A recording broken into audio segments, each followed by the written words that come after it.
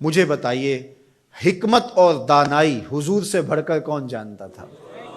کیسے پیغام دینا ہے، حکمت دانائی کیا ہے، رواداری کیا ہے، یہ حضور کی طرح کون جان سکتا ہے؟ اور کفار مکہ کو سب سے زیادہ تکلیف کس بات پہ ہو سکتی تھی کہ ان کے بتوں کو غلط کہا جائے، اور انہوں نے کہا بھی کہ یہ نہ کریں، ہمارے بتوں کو غلط نہ کہیں، بلکہ حضور کے چچا کے پاس آئے، جناب ابو طالب کے پاس، کہ آپ اپنے بھتیجے کو سمجھائیے کہ ہمارے بتوں کے خلاف بات نہ کریں، انہیں کوئی دولت چاہیے تو بتائیں، انہیں کسی خاتون سے نکاح کرنا ہے تو بتائیں، انہیں تخت و تاج چاہیے تو بتائیں، لیکن ہمارے بتوں کو غلط نہ کہیں۔ تو حضور کے چچا حضور کے پاس آ کر کے کفار کی یہ بات سنانے لگے، تو آقا کریم نے کیا کہا؟ یا امی لو وضع الشمس فی یمینی والقمر علی یساری، میرے چچا اگر یہ سورج کو میرے دائیں ہاتھ پہ رکھ دے اور چاند کو میرے بائیں ہاتھ پہ رکھ دیں، اگرچہ ان کے لیے ممکن نہیں ہے، لیکن اگر یہ کر گزریں اور کونین کے خزانے میرے قدموں میں رکھ دیں، میں بتوں کو پھر بھی غلط کہتا رہوں گا، بتوں کو پھر بھی جھوٹا کہتا رہوں گا۔ میں آپ کو یہ بات بتانے جا رہا ہوں وہ یہ کہ کفار مکہ کو سب سے زیادہ تکلیف اس بات کی تھی کہ کوئی ان کے بتوں کو غلط کہے، اور حضور سے بڑھ کر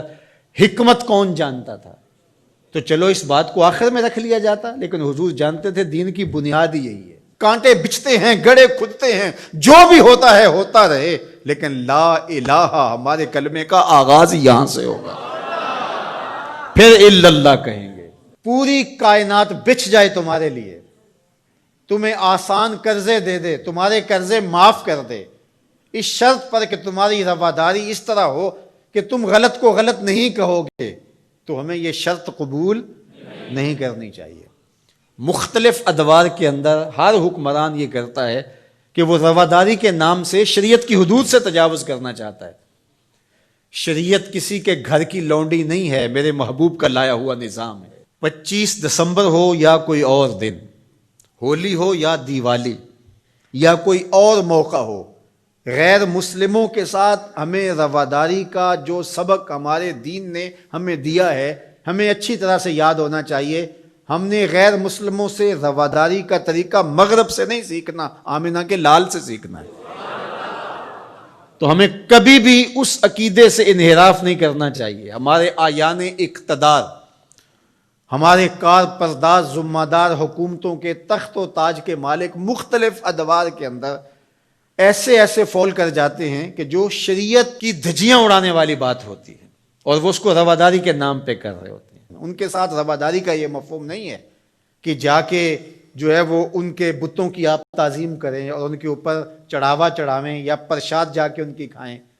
یا اسی طرح جو ہے وہ کرسمس ڈے کے اوپر ان کی تقریبات کے اندر اس طرح شامل ہوں کہ ان کے مذہبی شعار کو آپ جو ہے وہ اختیار کر رہے ہوں، تو یہ ہمارا دین اس کی اجازت نہیں دیتا۔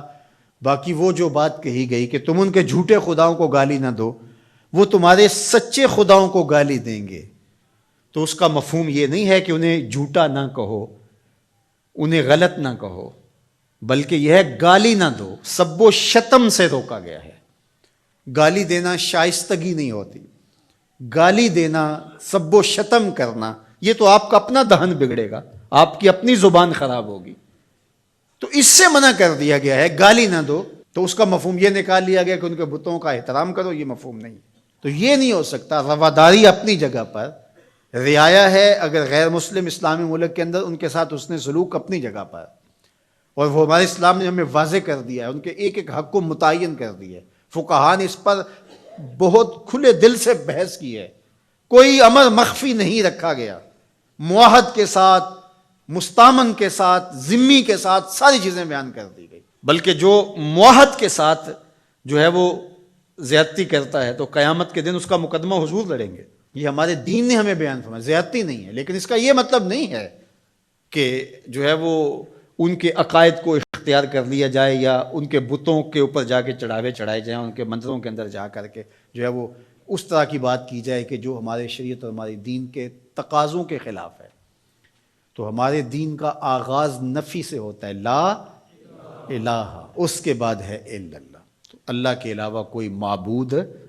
نہیں ہے، اللہ ہی معبود حقیقی ہے، وہی معبود برحق ہے۔ ہماری پیشانیاں صرف اس کے حضور جھکیں گی، اس کے علاوہ ہماری پیشانی کسی کے آگے سجدہ ریز